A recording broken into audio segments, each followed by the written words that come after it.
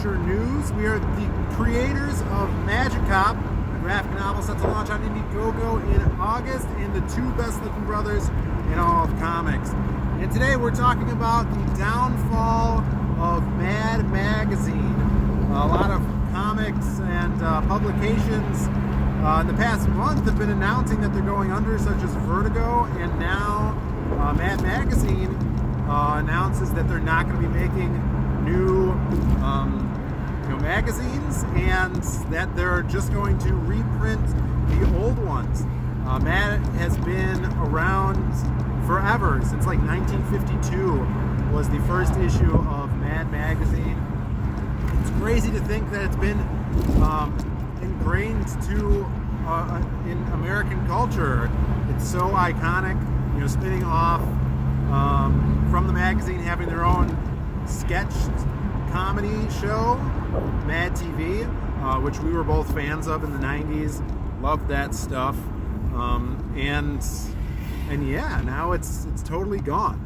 It's crazy. I think it's really indicative of the time. Look at how many well-established, very seasoned companies now that have established themselves in the genre of comedy or something along those lines. They're going under now, or entertainment and things like that. And so I think that's very telling of what's going on right now, that you have this 60-year-old company that now it's going under. Why? I wonder why. Oh, well, they're getting antiquated. But are they? Comedy doesn't get antiquated. Times change. People get more, sensitive or whatever. And, I think that's what's going on here. Personally, I don't think I've ever read Mad Magazine. Yeah. And I can't even think of it. I've seen it, like you go to the grocery store or whatever, you flip through the magazines and stuff like that, pick it up and look at it. But I was more of a Cracked magazine guy myself. Cracked was awesome. I feel like Cracked was more cartoony and a little edgier. Right. It was like the grosser version of Mad Magazine. And I mean, a lot of cartoonists came out of Mad, and even a lot of comedians that are famous now have written for Mad Magazine. Like Brandon said, I would go to the grocery store, flip through. We were always huge fans of Spy vs. Spy, and we have the big books of Spy vs. Spy. Awesome cartoon strip that was published. A lot of the strips were published in Mad Magazine. They showed cartoon versions of them on the TV show on Mad TV. That was always cool. And yeah, like Brandon says, it's the times are changing. But, Mad Magazine, I didn't know it was that old. Yeah. But you look at what's that guy's name from Mad Magazine? Right, the guy. The character? Yeah, the main character. Alfred E. Newman? Is that his name? Yeah, I think so. Alright, so that guy was like a counterculture symbol. Right. And now counterculture is part of the mainstream culture, and your counterculture is like this Puritan, nobody can say anything culture, and so they're pushing away that like 90s and 80s counterculture, and they're going with this puritanistic culture. And so all that old cool stuff that we would look at as being edgy, that's mainstream now. Mm-hmm. And now that's we got to put them out of business, we got to get rid of that. Now I remember hearing there was rumors that this was going to happen a few years ago, probably like 2 or 3 years ago. But what they did is they were actually relaunching the magazine. I don't know if the company's changed or hands changed with the ownership, but they relaunched with the number 1 issue of Mad Magazine. They did that, I want to say 2.5, 3 years ago. And now it's totally shutting down. And yeah, they're just going to reprint the old stuff. And it's like, who's going to buy those reprintings? Because, super fans will probably do it, but Mad Magazine is a satire of the times, the generation. It's very topical. Topical. Like, I remember when, Men in Black 2 or 3 came out, and the cover was, you know, super caricature of Will Smith, and they have those big, like 3 or 4 page just spoofing of the new movies that are coming out, and Mad's not doing that anymore. They totally missed the mark. I was watching some streams.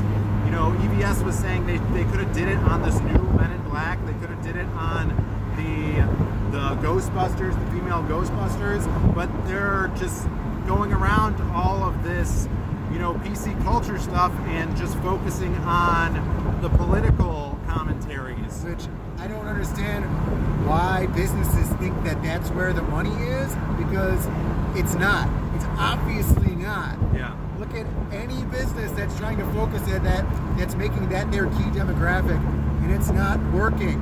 Right.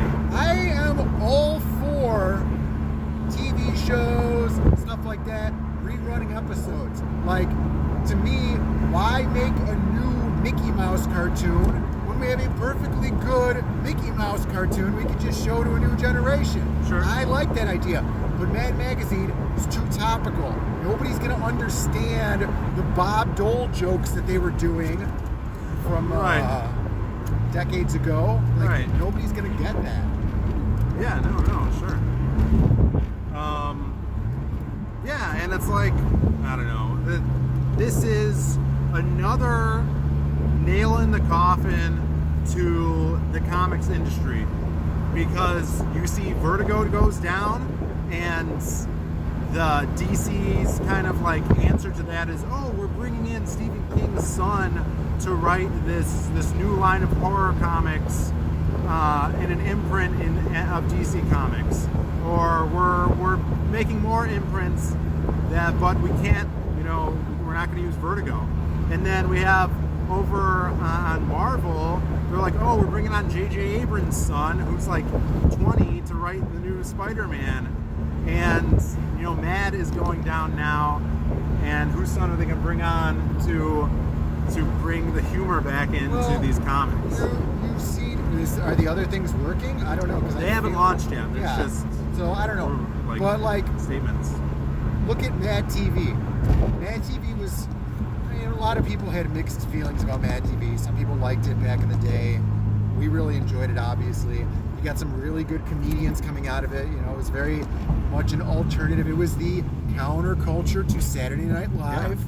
And at some points it did better than them. Yeah. And then they go out of business because the late night television market tanks. And then, you know, Saturday Night Live still sucks. Sorry, everybody. It's bad. It's been bad for a long time. Then they bring back Mad TV. It's like, hey, I remember Mad TV used to be awesome. Saturday Night Live sucks. Let's watch Mad TV. And guess what? Mad TV new sucks because they can't get it together, because they don't know what they're writing about. They're trying to bring on this new talent that doesn't know anything about comedy, and it just doesn't work. Yeah. I can't see them, like, maybe this announcement might be like last hurrah, like, let's go in for one last slice of pizza before they close down, you know? Yeah. And, you know, might try to revive the brand by making an announcement like this, but I don't think they're going to recover from it. Yeah.